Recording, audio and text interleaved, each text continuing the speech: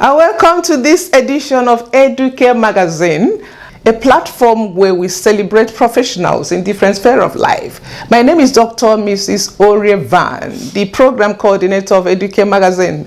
And today we are going to look at how women can be empowered to accelerate progress. We have a lot of speakers lined up that will give us insight into empowering women to accelerate progress.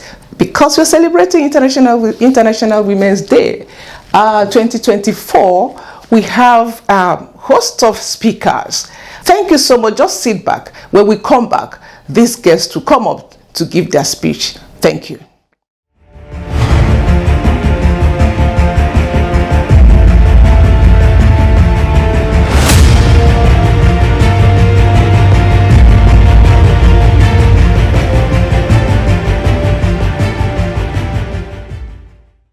Esteemed guests, our speakers, colleagues, friends, and other professionals in the women fold, it is with great pleasure and a profound sense of purpose that I stand before you today on Educare Magazine platform to commemorate with all women globally as we celebrate International Women's Day under the theme Invest in Women, Accelerate Progress.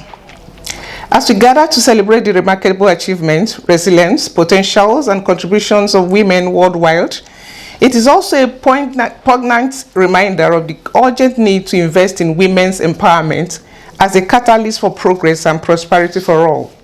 Investing in women is not merely a matter of moral obligation, it is a strategic imperative that yields transformative benefits for societies, economies, and humanity as a whole. When women are empowered, economies grow, communities thrive, and nations prosper. Yet, despite the undeniable evidence of the positive impact of women's empowerment, significant barriers and disparities persist in hindering the full realization of women's rights and potential. Over the years, we have witnessed remarkable strides towards gender equality in various phases of life. Women have shattered barriers, challenged stereotypes, and paved the way for future generations to dream bigger and reach higher. From boardrooms to battlefields, laboratories to legislatures, women have proven time and again that they are powerful agents of change, capable of transforming societies and shaping a better future for all. Today, as we reflect on the theme, Invest in Women, Accelerate Progress, let us reaffirm our commitment to unlocking the limitless potential of women and girls around the world. Let us recognize that investing in women is not just the right thing to do, it is the smart thing to do. It is an investment in the future of our world, a future that is equitable, inclusive, and sustainable. Investing in women means providing access to quality education and lifelong learning opportunities, enabling them to acquire the knowledge, skills, and confidence to pursue their dreams and aspirations. It means ensuring access to healthcare services, reproductive rights, and maternity care, safeguarding their health and well-being and that of their families. Investing in women also entails creating an enabling environment that promotes gender equality, eliminates discriminatory practices, and empowers women to participate fully and equally in all phases of life. It means breaking down barriers to economic participation, closing the gender pay gap, and ensuring equal opportunities for leadership and decision making. Moreover, investing in women means amplifying their voices, recognizing their agency, and valuing their contributions to the society. It means challenging the gender stereotypes, addressing harmful social norms, and fostering a culture of respect, dignity, and inclusion where women are celebrated as equal partners and agents of change. As we embark on this collective journey of investing in women, let us remember that our actions today will shape the world of tomorrow. Let us commit to advancing gender equality and women's empowerment in all endeavors, whether in the workplace, the community, or the halls of fame. Let us harness the power of collaboration, innovation, and solidarity to celebrate progress towards a future where every woman and girl can live a life of freedom, opportunity, and fulfillment. Together, let us invest in women. For when we invest in women, we invest in the future of humanity. With me today to this conversation are women who have excelled in their various fields. I have with us today the following guest speakers. I have Dr. Ambassador Victoria Omoniho Ehumu, the Group Managing Director and CEO of Transworld Security Systems Limited, Lagos-based Access Protection Company, and the President of School of Management and Security, the foremost training institution in Nigeria. And with us today is Antonia Atebe Eka. She was once the principal of British Nigerian Academy, Abuja. And also we have with us today Demi Samande. She's the founder of Majors Holdings, the CEO of Majors Chesterfield Limited, a foremost furniture company, and director of Majors Academy, a Pan-African furniture manufacturing training institute.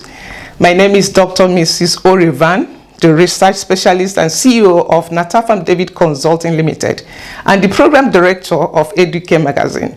So without wasting our time, I welcome Dr. Ambassador Victoria Omoniho Ekomo. Welcome, ma. Today I am very honored to be addressing you on the International Women's Day on the theme Invest in Women, Accelerate Progress during this International Women's Day. So Nigeria needs to push for reforms, investing in the social, economic, cultural, and political potential of women.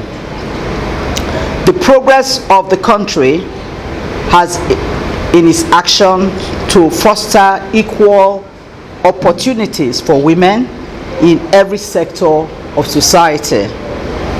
The world is facing many crises, ranging from geopolitical conflicts to soaring poverty levels and escalatory impacts of climate change. These challenges can only be addressed by solutions that empower women. By investing in women, we can spark change and speed the transition towards a healthier, safer, and more equal world for all. The theme drives home the crucial role of women, women play in leading social, economy, and cultural progressions, and accentuates the call to invest in their empowerment. Recent data from the World Economic Forum show that women remain challenged in different aspects of their lives, from their earnings to access to quality education and leadership positions. The global gender pay gap is 16%, and only 26% of managerial positions are filled by women.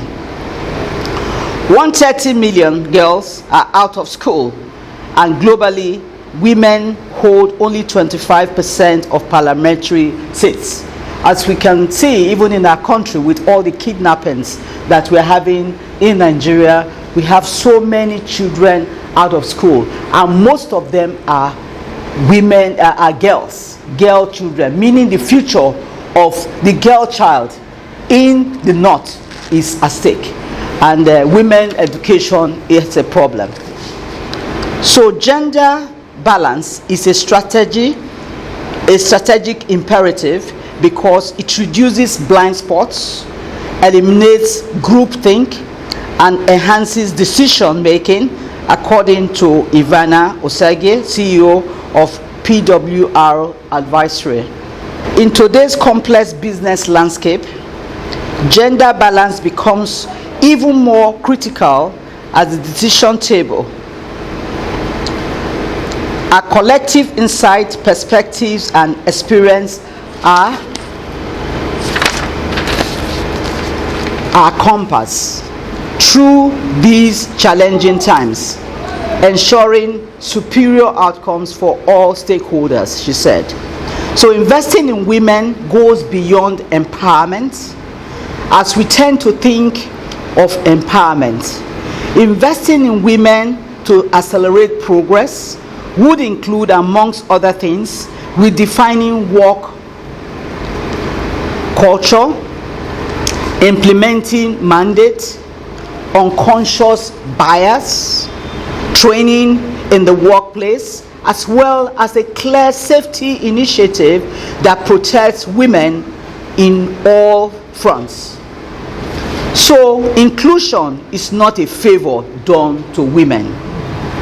Instead, evidence shows the potential transformative impact that investing in women can have on economic growth, poverty reduction, and social well-being.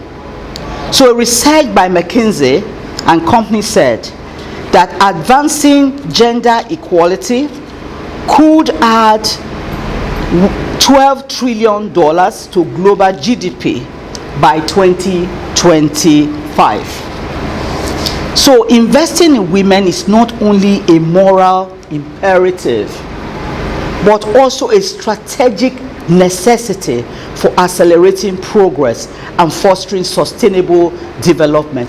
I mean, how can you have a population in the world and half of them are just, because of their gender, they are just relegated to take care of children, or they are relegated to the background? But if all these people, everybody in the world, as we also know, even when we are in school, women in most cases top men. So why is it that when they are when they get married, they are thrown off the workforce? But if we can change this narrative and make women, become a productive part of this of the workplace and of the economy, then of course it's going to double. And instead of us crying that there's a problem in the world, we will all benefit. And and they will also help to ensure that we don't have hooligans as children, because they are part of those that in fact also train children.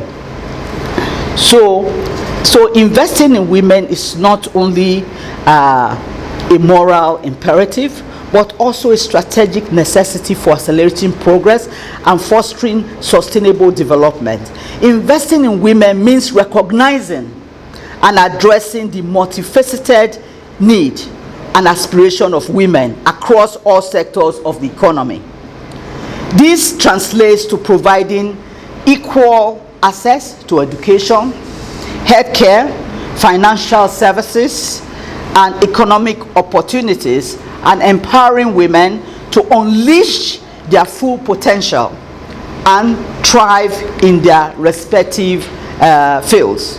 So Monique, Deputy Chairperson for the African Union Commission, in her interview with Business Day, said, International Women's Day 2024 coincided with the launch of the second decade of implementation of Agenda 2063.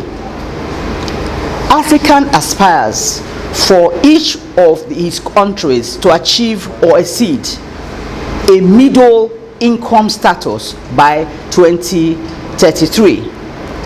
International Women's Day 2024 theme reminds us that the more we unlock women's potential, the faster we will achieve the target. So women in Africa, like everywhere, are the backbone of society. Tell me any man that is born without a woman, or that is not nurtured by a woman, or that does not have a mother. So women are in fact the backbone of the society. So therefore, let us all commit to reversing the trends, curb avoidable maternal mortality, grant access to education and skills, ensure parity in the workplace and equal pay, secure land and property rights, let affordable finance flow, open borders for her trade and thrive, break the glass ceiling for her to lead, and let her show the way to peace building and sustainable security. So investing in women is not simply a matter of financial resources. It's about dismantling systematic barriers that hinder their full potential. This includes dismantling discriminatory laws and policies, promoting equal access to education, healthcare, and opportunities, and tackling harmful cultural norms that perpetuate gender inequality. I'm a widow, so I know exactly that women, the way women are treated, the way widows are treated, something has to be done about it. The laws are wrong. And even the way women, even the law treats women, a woman at times they say cannot bail because she's a woman. So that means even the chairmen of banks and the MDs of banks, they cannot bail because they just happen to be. Meanwhile, the guard can bail because he's a man. These are laws that are archaic and irrelevant and must be they are discriminatory and must be dismantled. And I know, like I said, widows, the way the society treats widows, something has to be done about it. So a 2023 survey published by UN Women and UNDP shows that no country has achieved full gender parity. A 2022 survey published by the World Bank Gender Data Portal shows that the labor force participation among Nigerian females is 52.1%, while for males it is 65.5%. Data compiled between 2016 and 2020 shows that while male Nigerian business owners are 66%, female business owners are 34%. What a far cry. And even the female businesses, they are underfunded, unlike the male businesses. So a 2018 survey by the same source showed that adult literacy is lower among women, that's 52.7%, than among men, which is 71.2% in Nigeria.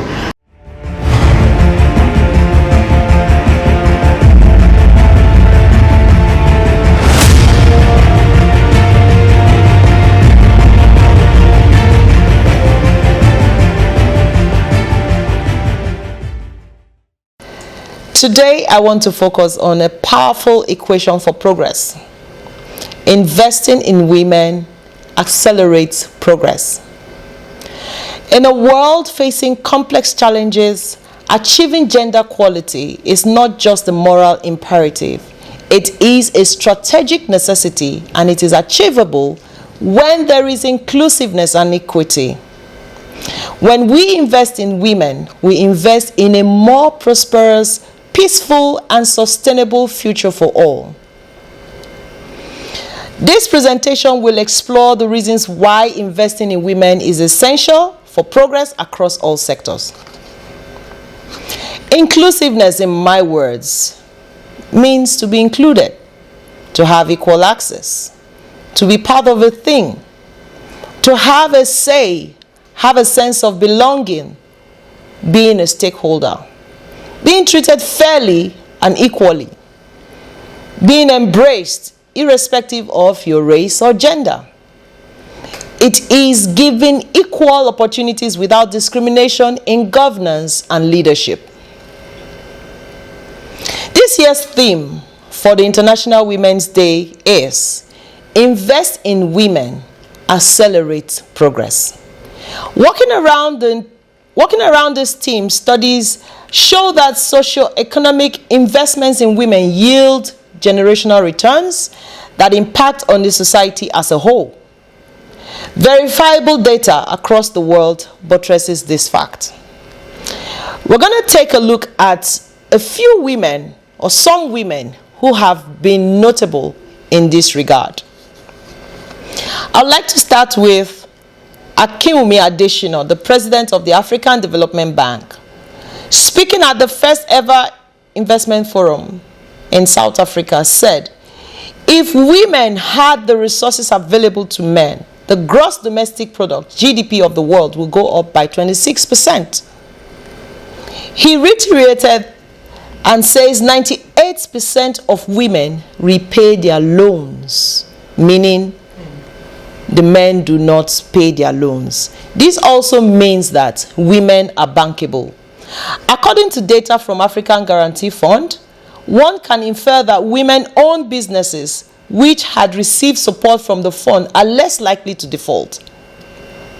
Their non-performing loan ratio currently stands between 1 and 1.5%. This is a stark contrast to the global average, including men, of 4 to 6%.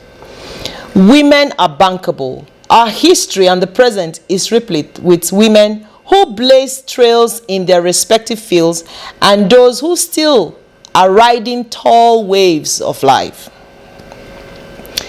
Let's take a look at some of these women. Chief Olufunmilayo Ransom Kuti, MON, was an educator, a political campaigner, and a women's rights activist. Chief Margaret Ekpo was also a women's rights activist and social mobilizer. Hajia Gambo Sawaba, a women's rights activist, politician, and philanthropist. We all know the very renowned Grace Alele Williams, OON. She was a professor of mathematics in education and was also the first Nigerian woman to receive a doctorate and the first Nigerian female vice chancellor at the University of Benin. Dr. Dora Akuili, also of blessed memory. Today, we have Chief Folake Sholanke, SAN, CON. She is the first woman to join the Senior Advocates of Nigeria as a lawyer, administrator, and social critic. We also have Mrs. Ibukun Awoshika, the first female chairperson of the First Bank. Mrs. Ngozi Okonjo-Iweala, GCON, the first female director of the World Trade Organization. We move to the civil sector. Mrs. Folashade Yemi Asan, head of the Federal Civil Service of Nigeria, the body that employs the highest number of labor in our country. We move to the media. Mo Abudu. We all know Mo Abudu. She owns a very reputable organization and media center, Ebony Live. I believe that we can all connect and resonate with that. We have Sandra Agwebo, the lady mechanic. Toby Amusa in sports, Mrs. Folorunsho Alakija in oil and gas, and the latest being the first female GMD of Zenith Bank PLC, Dame Adora Imeoji. These are women who are making the mark and are trailblazers today.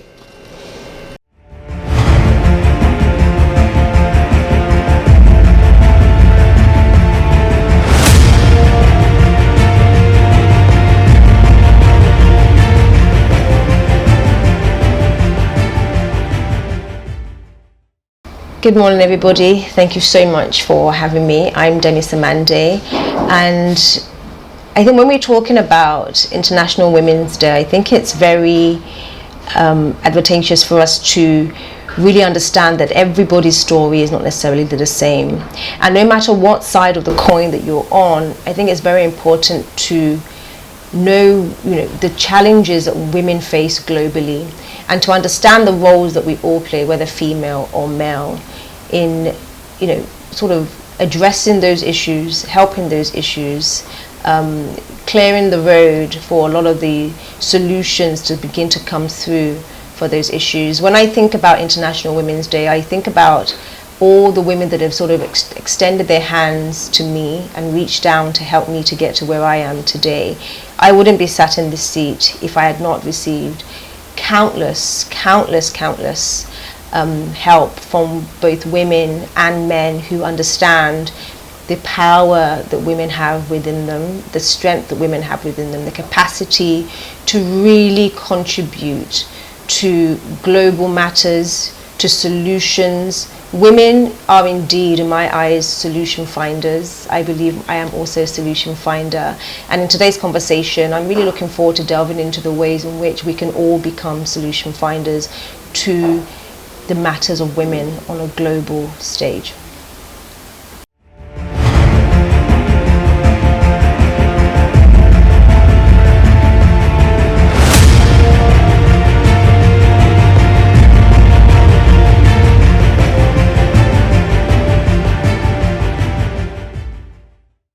Once again, I thank all our speakers for all the insightful presentations today.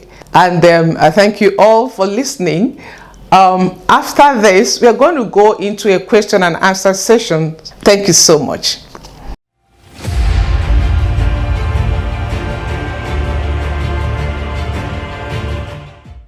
One of the ways individuals can support women empowerment is by encouraging women to the girl child to get their education, because that is very critical.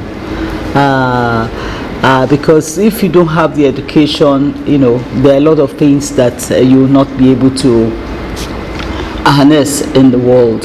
So when a lady is educated, then they say train a woman and you train a nation. When you train one woman, that woman will go train all her children, nurture them, and then it's a ripple effect. Yeah. So that's a way you can help empower women. Another one is providing jobs for women. People at times these days with the high unemployment rate, when you have a position posted, you can have so many people, applying for that singular job, and there will be both male and female.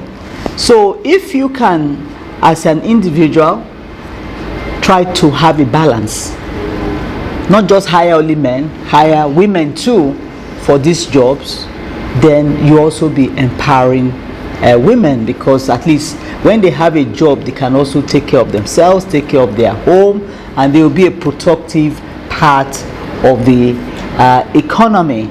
So that's a way to go. And I personally, as an employer of labor, we give equal treatment to both men and women, and we make we allow them to perform with no discrimination, because I have enjoyed it. I remember even my husband, when he made me the MD, some people were like, why is he even allowing me see the accounts? I should not even see the bank accounts. I should not sign on the bank account. I should just be a woman. Then why should I be signing on the bank account? So give women equal opportunity. I have tried to do that, and I've seen that while the men are performing, the women are also excelling and contributing. I even have one of them here, Tope. I have another one, my secretary, Kosoko. And they do perform excellently well. When the job is hard, I throw it to them, and they'll find a way. They'll solve it.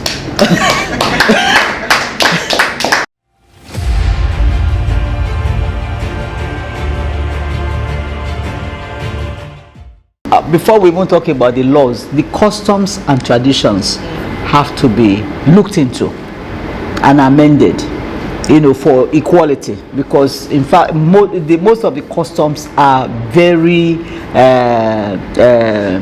what will I say? Anti-women. They are against women. They are more. They are not for equality at all. They only recognize the man And in most traditions, they will say when people are gathered, men, a woman comes. So what do you have to do? You have no place here. You know, I remember even when my husband was alive, people couldn't understand that he wanted, even when they are talking, he wants me to sit by his side.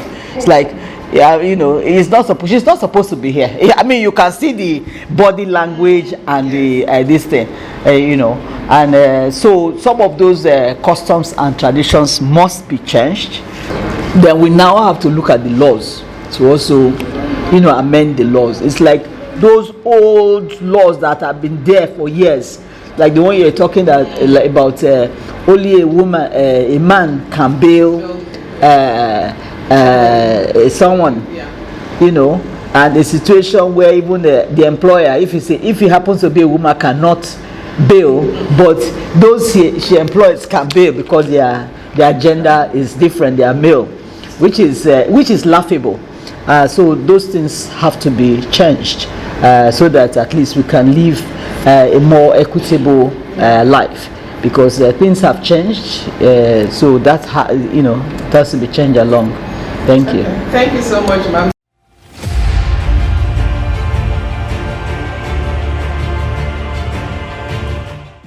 Everyone must ensure that all their female children are trained, they are given education. They should be trained along with the boys. Then those employers of labor should also ensure that they employ women in their places of work, and also ensure that there is parity in pay for both men and women, and they are given equal opportunities to progress in the workplace. And if it's possible, arrange daycare in a place for women. That's somewhere that's friendly for women to have children. And if you can't have daycare in the location, you can also support women who are having children. Their maternity leave, when they are on leave, make it possible for them to be able to take care of their children, because at times people lose their jobs when they are on maternity leave. At times they don't even get paid for that period. So we should try to support the woman, because without procreation we cannot continue, then resources.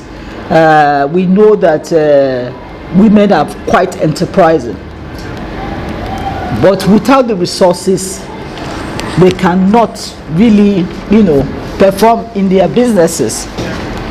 So we should ensure that we also support the women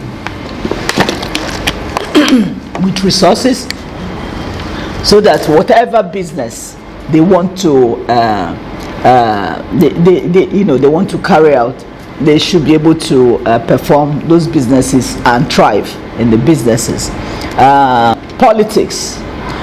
I know there was a percentage of, they said there's a percentage that should be reserved for women. We know that women don't have the money to do all these campaigns.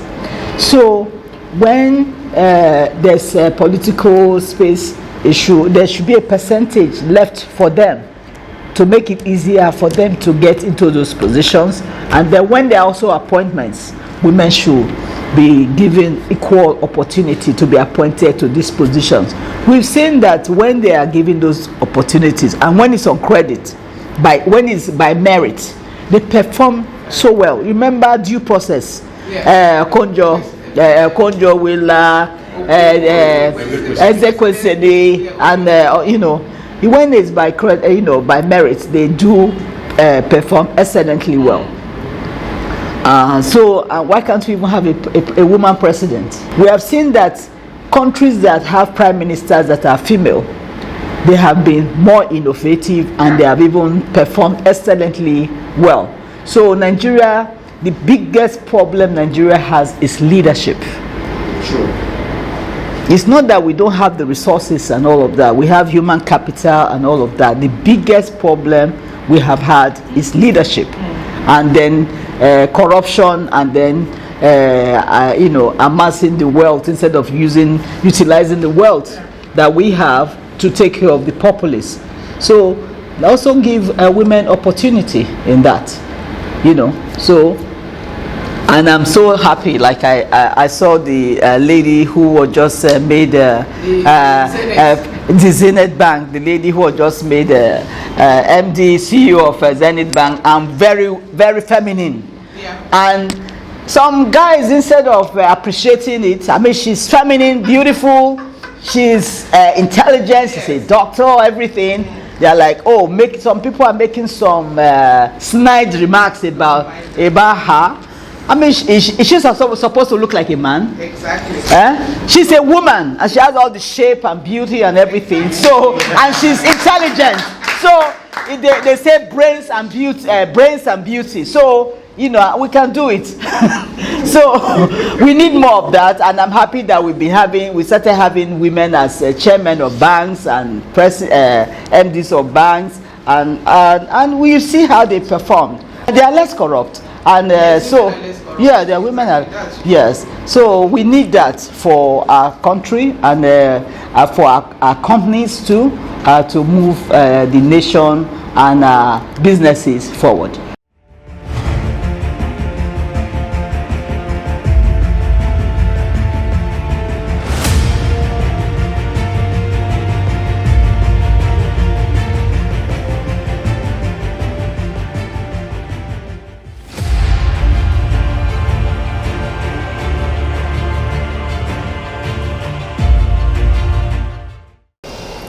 Like I reiterated in my presentation about education.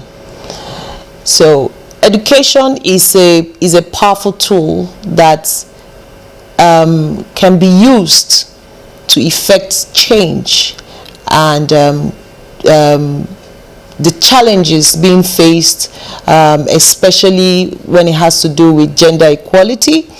So using education, it will expose the students to, positive role models.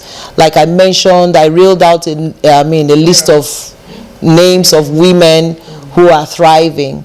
So by educating the girls, by exposing them to these role models, it can actually cause a change and make them strive and foster to achieve greater heights, and not being deterred by their male counterparts, because the women that I mentioned their names are women who are dominating in predominantly male-dominated spheres, right?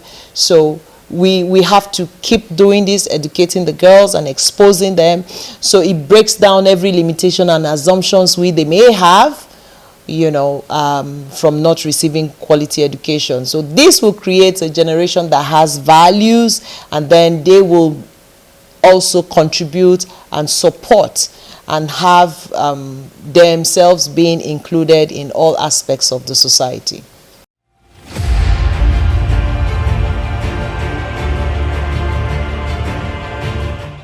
There are two main reasons why you invest in women. Two main reasons. First, you empower them to reinvest in their community, especially, having access first to education, and then having access to resources. When women have access to resources, they will just turn things around, which is what the women we have. I mentioned women in various sectors. I didn't concentrate only on education. I mentioned women in media, women in politics, women in oil and gas. So when they have access to education, these are two main reasons why you should invest in women. One, in education, and two, having access to resources and the opportunities, so they can now improve their families, and they will be able to bring to the table different experiences. They will be able to bring to the table and have effective solutions in areas like businesses and healthcare, and even in climate change.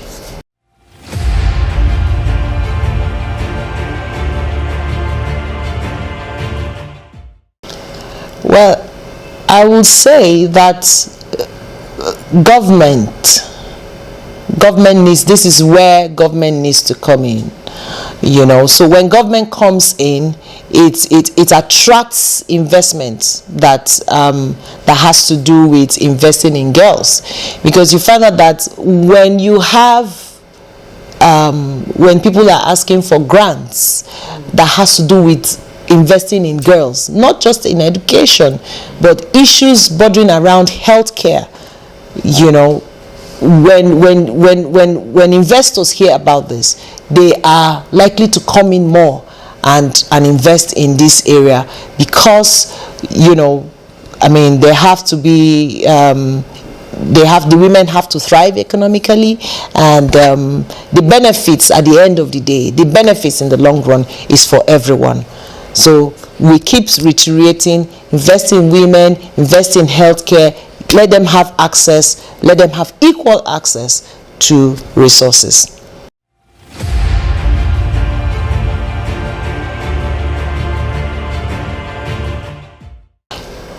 Small loans, giving women in business small loans, and financial literacy. Have you heard of WinBiz? Yes. Women in business? Yeah. You know how large that group is? Yes. So that is a very successful initiative and a very successful program that is being used to empower women. So programs offering small loans and financial literacy training will help women entrepreneurs to grow their businesses, just like the WinBiz. I really want to lend my voice to this cause and say, give women equal access. If women can rule in the World Bank space, why can we not rule in the upper chamber in our country, where decisions and policies are made?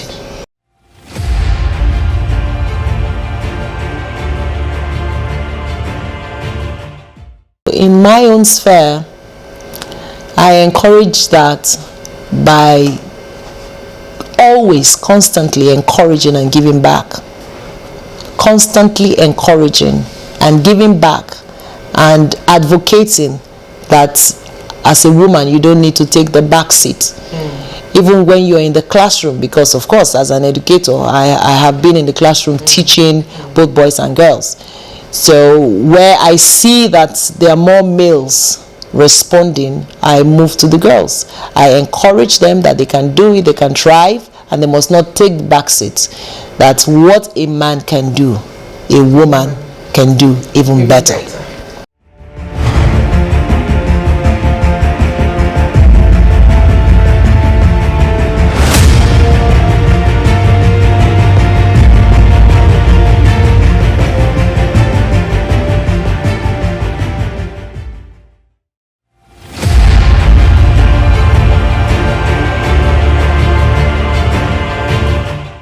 When we think about women, we're talking multipliers.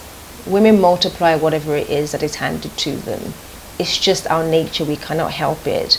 So when you're thinking about economic benefits and how women contribute to it, you are 10xing any sort of resource that you're putting into any initiative, any program, any problem. You bring a woman to the table and she's already thinking about ways to amplify. And I think that when we remove women from that equation, we're doing ourselves a great injustice, because what we're doing effectively is we're removing our solution finders from the conversation. And I don't see a world where that has been beneficial to anybody, whether male or female. Now, even in the problems that we face globally, I even when you don't necessarily see women at the forefront, don't be mistaken, they're in the background. Yeah. They have influence in many different areas. They just don't take the credit for it a lot of the time, and they're not necessarily given the credit either. But I don't see any topic, any dialogue, any innovation, any initiatives that don't have some sort of influence from women. And I think what we're really talking about today is how do we begin to recognize the power of the women, whether it's behind the scenes, and how do we allow her to now amplify that capacity to do more? Because I think right now we are holding women down quite a fair bit. Yes, so I think we do ourselves, we're losing a huge amount of money economically, I think, every time we have these conversations, and women are not put in positions of power in order for them to amplify and to duplicate their success stories.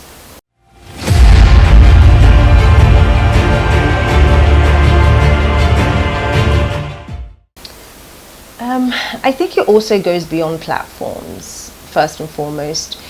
As somebody who has a platform of my own, I think there's power in storytelling. There's power in sharing. There's power in knowledge. The moment women are included in those conversations, you find that they have a world of knowledge to share. So I think when you have a platform, whether you are, somebody in business, whether you're an influencer who creates content, whether you're a conversationalist, whether you are a business person, or even just, a 9-to-5 worker, I think you can do a great deal by allowing women matters to be part of your conversations. I personally benefit a great deal. I have a business podcast, and I invite guests onto the show, and we talk about a world of different topics. And a lot of those topics are either affecting women directly or indirectly.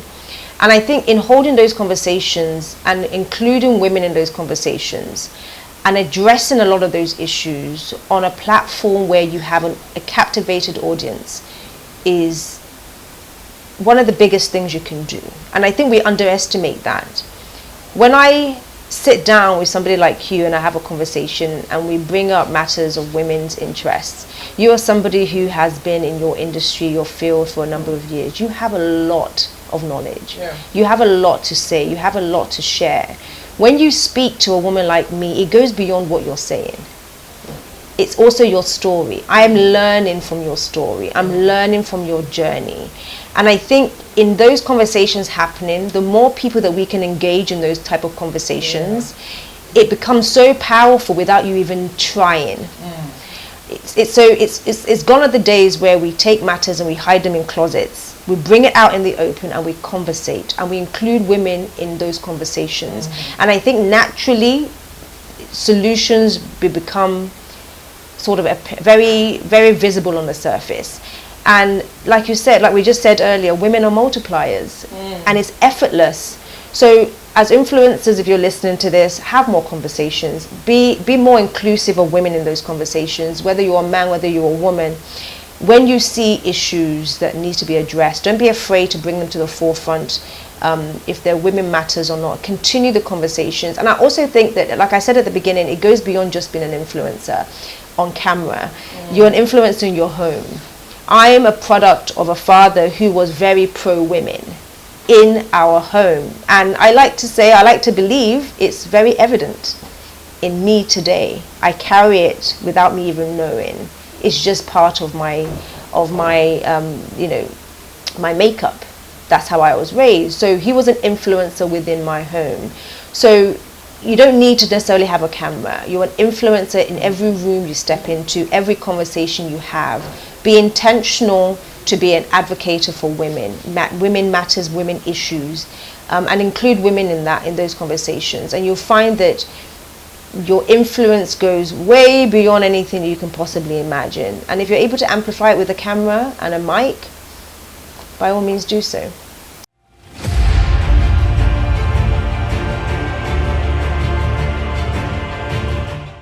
For me, it's not so much about let's bring in more women into the industry. For me, it's let's solve the problems of the industry so that women can thrive in it. So there's actually business for them to be done. Like I mentioned earlier, there are rooms I've walked into and it's like, who are you? There's conversations I've had when I've been with my colleagues who are male and they've deferred to them rather than me. And and again, I don't necessarily take offense to it. I understand this is the world that we live in, but I also understand very deeply, and I'm very passionate about this next statement I'm going to make. There's never been a better time for women to be in business. My ancestors had it far worse than me, so I don't think I have a problem. When I walk into a room, I don't walk with the misconception that I'm going to be facing fire in that room. I walk in with my shoulders high, my confidence, full confidence with my chest out. And whatever I meet there, I stand firm. I don't move. I don't shift. I know when to apply my femininity to the conversation. I know when to stand back and let things play out, whatever direction they want to play out in. I know how to graciously say thank you even when I face a rejection. But in the back of the room, I might vent to my family members, my friends, and say, how could they? Can you imagine they said this to me?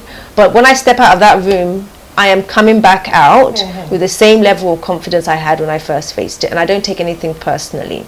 I would never walk out of a meeting and say I didn't get it because I'm a woman. I wouldn't, because how do I know that? Unless they've directly told me, and a lot of the time they don't. You might see it in the mannerisms and all of that, but you don't always necessarily hear the words all the time. So the way in which I handle rejection is that God has sent me on a mission, and he has told me that mission is not going to be easy. So I already know that there's going to be trials and tribulations along the way, but my job is to take it in my stride and not to be so defeated by it that I give up. My job is to stay in the game.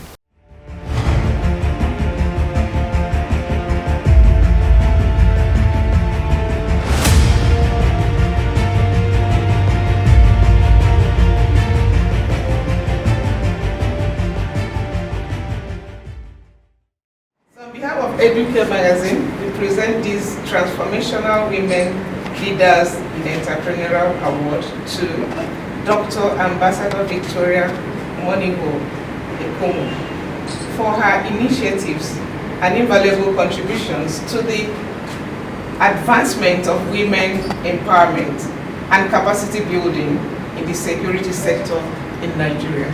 Congratulations, ma'am. Thank you so very much. I'm indeed very honored. Thank you very much. Thank you, ma'am. Thank you for being with us today for the program International Women's Day Celebration 2024. I'm sure we're going to go home with so much to work with so that our women can be empowered, and also there will be progress in every community, in every society, in the nation and globally. Thank you so much. Thank you, our guests. Thank you, our listeners. God bless.